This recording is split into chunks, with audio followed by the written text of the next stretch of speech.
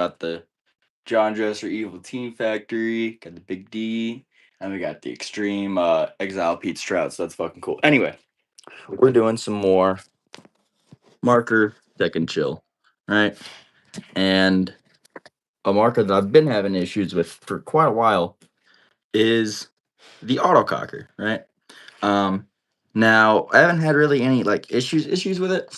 It got tuned by Chad Kimbert, um, just to absolute perfection. I mean, this thing is probably one of the smoothest cockers I've ever shot in my entire life.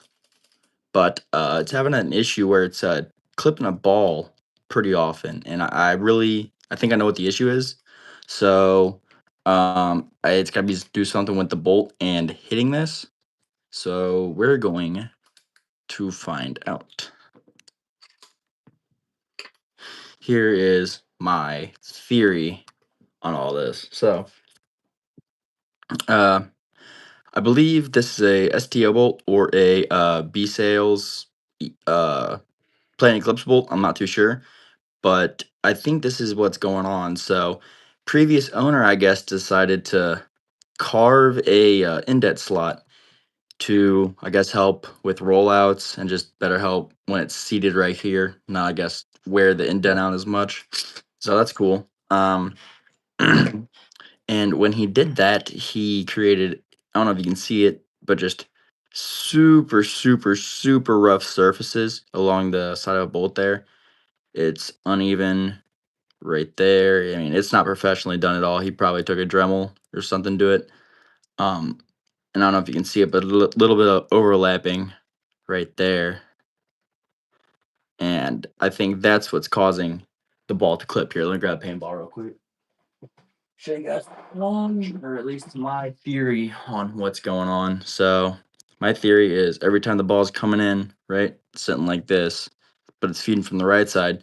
When it comes in and goes, and I'm shooting fast enough, eventually at one point, shooting too fast, of course, but at one point it'll clip right here. So when it goes to shoot, it squeezes the ball against this part right here in the side of the paintball gun, and it pinches it. So it's loading in from the side, it's rolling, it hits, it bounces back, but when it tries to bounce, it gets pinched. So it gets kind of pinched like that. And then eventually it gets pushed, but it doesn't pop all the way. And then you get the fucking pinching to where you need a shim or a hammer and sickle to even get the fucking bolt out. So I have a couple other bolts I want to try to see if that fixes the problem, but definitely high rates of fire with this bolt is causing me severe issues. Now, if he didn't do this stupid fucking bullshit, that would be amazing, and I would actually use the bolt more. But instead, he wanted to be an idiot and cut open the bolt. So I'm gonna go grab, see what other bolts I got real quick in my pile of shit.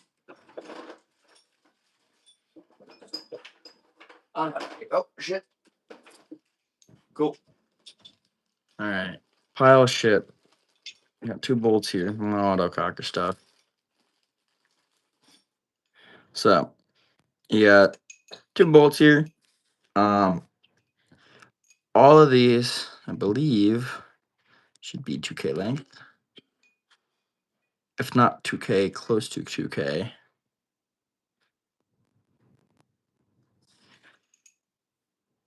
And that's the main reason I like using the B Sales one is just because it has a bigger mouth, which allows for a lot more air to get through, so you can run at lower pressures. But yeah, that's what's killing me right there, boys. Is this fucking homemade indent the idiot made? So I'm probably gonna stop using this one since that's what's causing all the pinching and all the issues with it.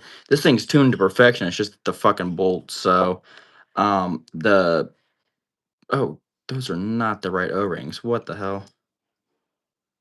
What O-rings are these? Yeah, those are not the right O-rings at all. Yeah, look at all that space. What the hell? Okay, well, um, that is not. Do I have the right size O-rings for these? Hold on. I'm thinking it's the purple one, right? All right. Well, yeah, it has to be the purple one because purple one's on here. All right, let's try and throw the purple one on this bad boy. This one's kind of cool. I don't know where the hell this one came from, but someone tried to mill it or do something with it. They're definitely homemade. I don't know what the hell they did, but I dig it. Looks cool. I dig it. Anyway, let's get these O-rings off. Where is flathead? Yeah, I don't have a pick. I need to probably run to um Harbor Freight and get a pick for real.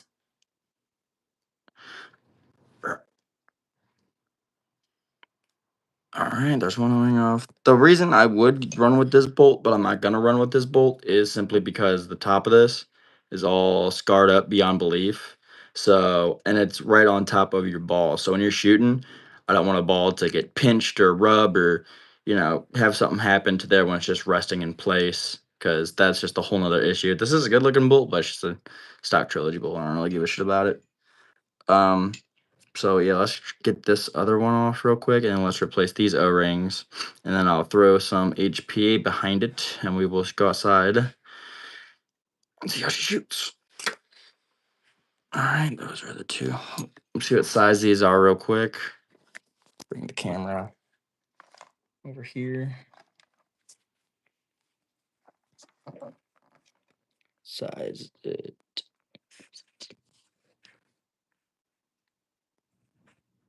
It is a 14. Okay, cool. Cool. It is a 14. So let's see what we got in our 14 line. I believe they are these light blue ones. Just double check. Yeah, I know the Ego stuff's all on the way right now, but Ego 11's almost finished. Shit, they're 15s. The 15s are fitting that. How hard?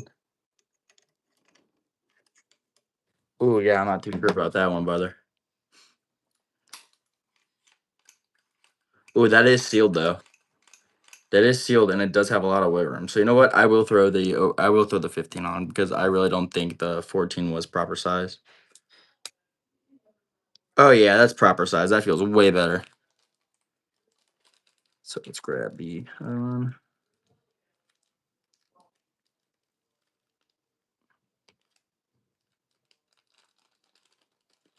I will keep these though because these are good O-rings.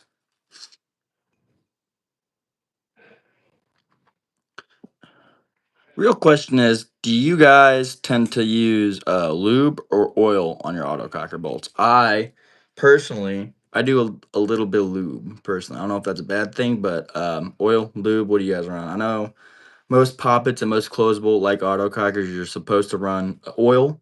I mean, of course I run oil in all my poppets and egos and everything, but autocockers are a bit of a different story. Just kind of depends on your liking. So well, let's put this one in there.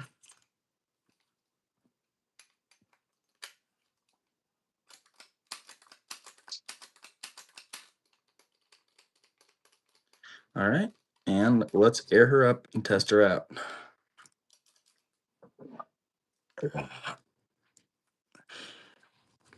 Rah. Greetings. What are we? Ooh, guns, paintball markers, baby. So let's air this bad boy up and see what we're dealing with. But yeah, I'll show you all the guns here in a second. Let's test and be sure. There we go. Air it up. Oh yeah, she's smooth. Does it open all the way? Oh yeah.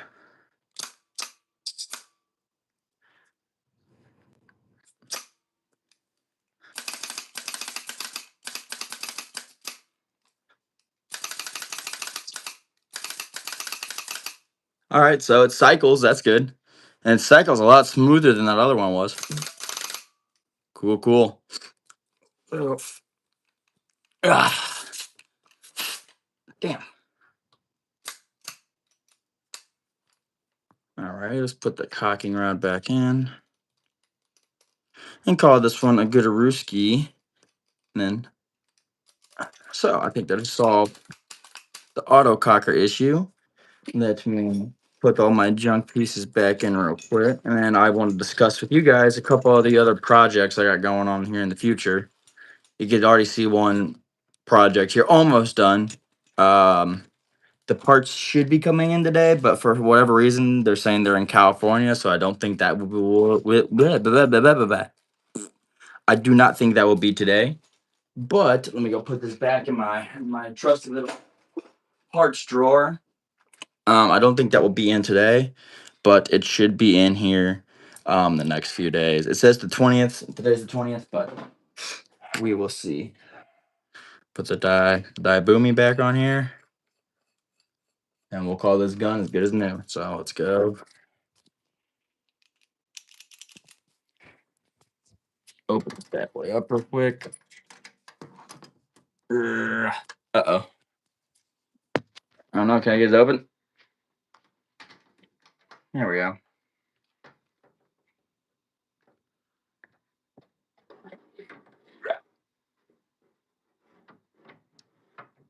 There we go. And then I think it's time to show you guys kind of what I'm working with here. So, of course, we got the Ego project here, LV2 conversion, LV2 Nord conversion, which is super nice. So no more of the faulty solenoid and then me being screwed. All the extra spare parts here. Just got a normal board, just a super clean stock Ego, but LV2 Noid. I'm just waiting on the manifold to Noid gasket, and then this one will be up and ripping like a mother. We got Fusion 7 fresh rebuilt. This thing rips. These two friggin' do 25, 30 balls per second all day. These can do. These are just tanks. All reliable. Got the classic shoebox. Got the good old Shocker RSX with the Eggy 4. No one really sees Eggy 4s anymore, so there's your Eggy 4 for the day. Got a red on red JT Impulse, Deadly Wind Barrel, JT Evolution, another super rare hopper. And we just got some classic shit like an old spider mask that they never made, only one. Bunch of other little random tidbits, cool tanks, oldies, masks, and then I got my this is like my parts area, so I got random parts, random bunch of parts, regulators, lube grease, parts kits, ASAs, regulators, barrels, got a shit ton of hoppers here. I just acquired this thing, and this thing's probably the coolest little homemade tester I've ever seen. So you got your low pressure here on the side, and you have your high pressure here as well. So that's pretty cool. I like how this turned out. It's very cool. It's all made of a Trilogy ASA, so that's fucking awesome. And then, of course, we got the jerseys. Got the old MPS jersey.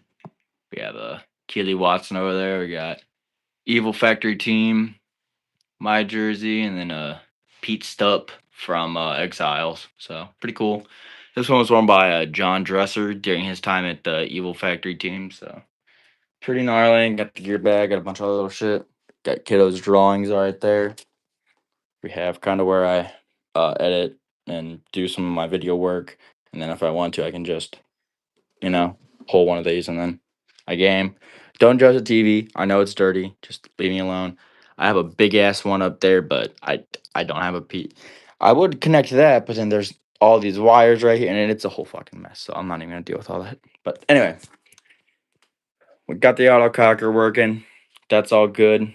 I think probably later on today I'll do another live stream of getting this bad boy up and running, and then I'll go through the whole tuning process of tuning LPR, tuning HPR, and then actually tuning your electronics as well. So your sonoid, your dwell, your timing, all that other good stuff. So yeah, guys, stay tuned later on today or tomorrow or probably Monday if that gasket doesn't come Monday or Tuesday. Just keep your eyes peeled. We'll be back live. We'll be back working on the Ego. And then I also got two other Ego 06s and a crossover XVS coming in, as well as a Vanguard Creed on the way. So I got like 5 or 6 guns currently in the mail. It's going to be a while, but I'll be sure I cover everything I can. Thank you guys for watching.